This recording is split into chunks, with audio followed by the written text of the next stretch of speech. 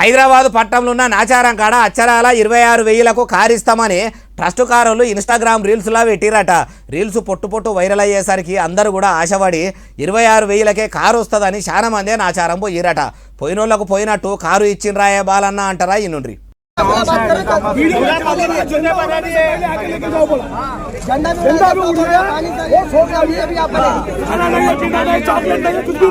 అగో చూసిండ్రా, ఒక్కరు కాదు ఇద్దరు కాదు, వందల మంది ఇట్లా 26,000కే కారు వస్తుందని ఆశపడి వచ్చిండ్రు. ఎవరికైనా అగ్బసగ్బకు ఇస్తామంటే ఆశనే ఉంటది కదా. మరి ట్రస్ట్ కారోళ్ళు ఇట్లా 26,000కే ఇస్తామంటే వస్తారో రారో అనుకుండ్రో ఏమో గాని ఆశపడి పోయిన వాళ్ళ నోట్లే పాసు పడ్డంత పని అయితే అయినట్టే ఉన్నది. ఇట్లా ఇంత మందిని చూసిన వాళ్ళు చేతులు ఎత్తేసిరట.